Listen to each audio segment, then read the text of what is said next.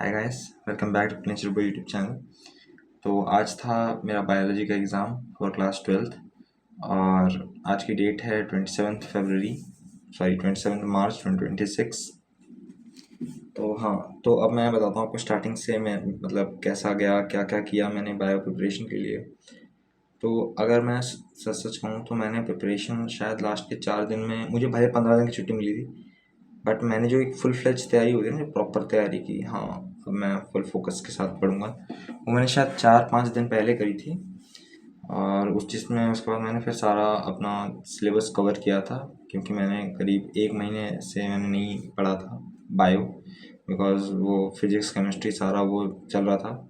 और आज बहुत बच्चों के लिए आखिरी बोर्ड एग्ज़ाम था, क्योंकि उनका ऑप्शनल पहले ही हो गया था, बट मेरा आखिरी सेकंड लास्ट था ये। बिकॉज मेरा जो बोर्ड एग्ज़ाम है डेटा साइंस, जो कि मेरा ऑप्शनल है, उसका बोर्ड एग्ज़ाम 9 अप्रैल को है। तो मेरे पास अभी और 12-13 दिन है। तो हाँ, तो वापस टॉपिक पर आते हैं। तो मैंने क्या किया था कि आ, 4 दिन में भी 2 दिन मैंने थोड़े मतलब ढीला ढाला पढ़ाई किया था, लेकिन लास्ट के 2 दिन में एकदम जो वही होता है ऑब्वियसली हर स्टूडेंट के साथ, कि मैंने अपना फुल फ्लेज तैयारी की थी कि भाई अब आर्या पार वाला सीन है, अभी नहीं किया तो हो गया हैप्पी बर्थडे मेरा, ठीक है, मतलब हालत ख़राब हो जाएगी मेरी।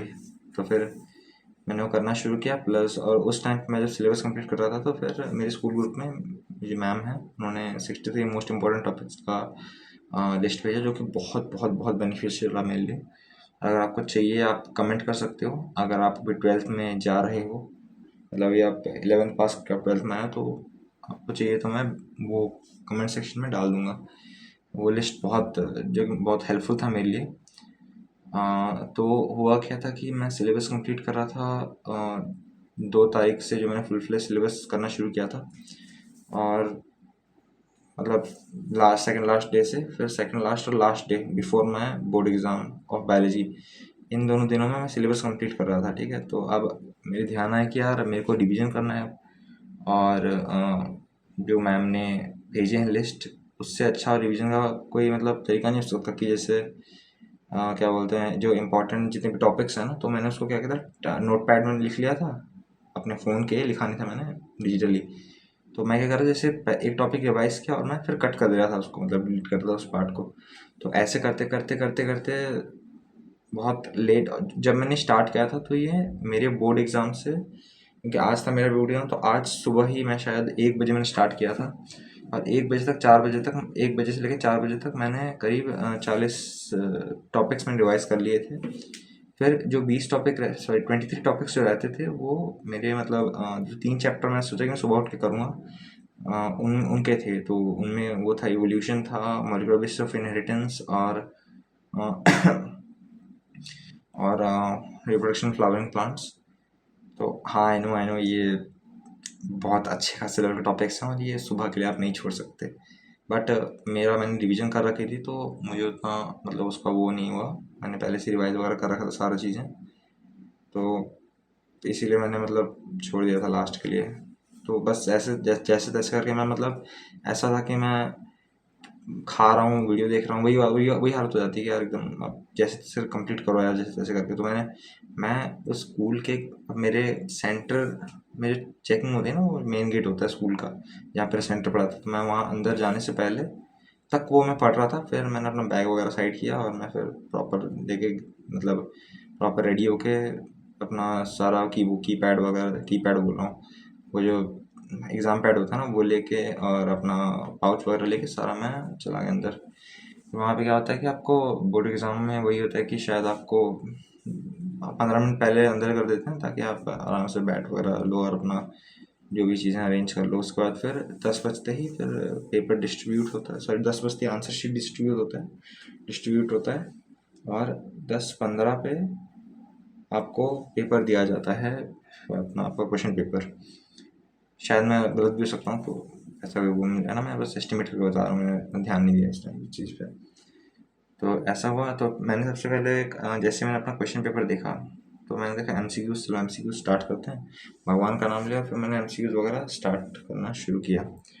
स्टार्टिंग एमसीक्यूज बहुत सही गए, बस एक उस फिर एक क्वेश्चन क्वेश्चन था, जो कि वो मतलब जो प्रमोटर प्रमोटर टर्मिनेटर और स्ट्रक्चरल जीन कोडिंग जीन जहाँ पे होता है ना, वो स्ट्रक्चर बताना था शायद। तो मेरे को उसमें डाउट था, अभी तक मैंने चेक भी नहीं किया वो।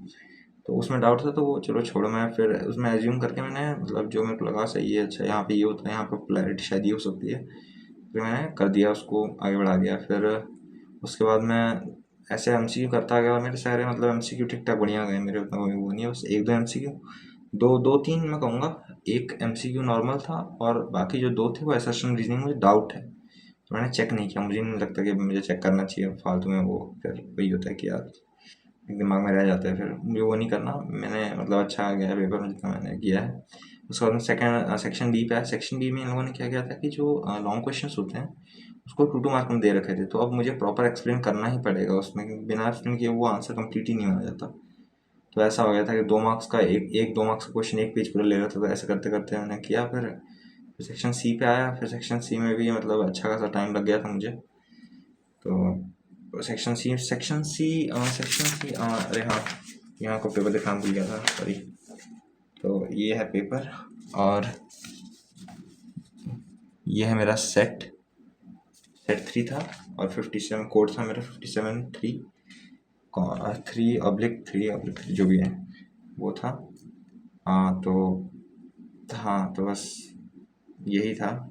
और उसके बाद सेक्शन सी में क्या था कि उसमें कुछ कुछ चीज़ें जो थी वो मतलब ऐसी थी कि जो मैंने ध्यान से नहीं पढ़ा था। Milano gastro Drosophila Milano gastro वाला एक वो जो था अपना जेनेटिक्स में, बट उसमें मैंने आंसर सही लिखा जितना मुझे लग रहा है कि उसमें वही कॉम्बिनेशन और लिंकेज वाला पार्ट लिखना था, तो मैंने वो सही लिखा जितना मुझे पता है। मैंने अब रीचेक भी किया था तो मेरा सही है।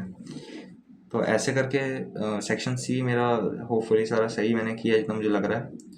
और उसके बाद सेक्शन डी पे पहुंचा। सेक्शन डी में जो केस स्टडी होता है ये केस स्टडी में 1 मार्क्स मैंने गलत कर दिया कि जो टॉपिक था अपना जो ह्यूमन हेल्थ एंड डिजीज का जो लास्ट टॉपिक था ड्रग्स वाले पार्ट में क्या था कि क्या बोलते हैं स्मोकिंग वाला पार्ट था। स्मोकिंग में जो ड्रग यूज होता है वो निकोटीन होता है, तो निकोटीन कौन से क्लास के ड्रग में मतलब वो क्या बोलते कौन से क्लास के ड्रग्स में आता है, और उसके साथ और कौन कौन से जो ड्रग्स हैं जो उस क्लास में आते हैं। तो वो मैंने शायद ध्यान से ड्रग वाला पार्ट पढ़ा नहीं था बुक से, तो उसमें मैंने क्या किया कि इसमें देख लिया कि अच्छा इसमें हार्ट रेट बढ़ता है और ब्लड प्रेशर हाई हो जाता है, तो ये हार्ट को अफेक्ट कर रहा है। मतलब ऐसे दिमाग लगाया मैंने, मुझे पता है मेरा गलत है ये।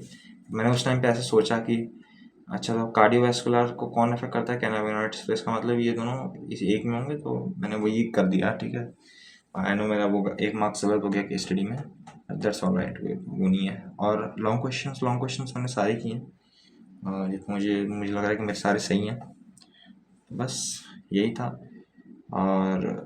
और हाँ, किसी मतलब अगर कोई जूनियर मेरा यूट्यूब मतलब वीडियो देखते हैं तो आप मुझे पूछ सकते हैं, कोई भी डाउट हो कमेंट सेक्शंस में, तो मैं वैसे भी मतलब रिप्लाई दे दूंगा। मेरे चैनल में आते ही नहीं कोई कमेंट्स, रेयरली कभी कभार मेरे दोस्त ही कर देते हैं, मतलब मैं अपना बड़ा यूट्यूबर भी नहीं हूँ, बट जो भी है भाई अच्छा है। एटलीस्ट मैं अपने मेमोरीज सेव करता हूँ इस चैनल के थ्रू, कि जब मैं बड़े होकर देखूँ अपने आप को तो फिर लगे कि यार क्या टाइम थे वो, उसमें मैंने जो मेहनत की थी और जो भी एग्ज़ाम दिया था जो भी था, मेमोरीज सेव कर रहा हूँ मैं। ठीक है, तो हाँ, और बाकी जो भी मेरे जूनियर्स हैं उनको कोई वो चाहिए, कोई किस टॉपिक की वीडियो चाहिए, जैसे 12th कैसे स्टार्ट करनी है, क्या क्या गलतियाँ नहीं करनी है आपको अगर आप 12th के साथ नीट कर रहे हो, तो जो कि मैंने की, तो आप मेरे से पूछ सकते हो। मैं इन टॉपिक्स पे ज़रूर आपके लिए वीडियो बनाऊंगा, और कोई भी हेल्प चाहिए तो मैं आपको जल्दी रिप्लाई करूँगा। तो until next video, bye bye everyone.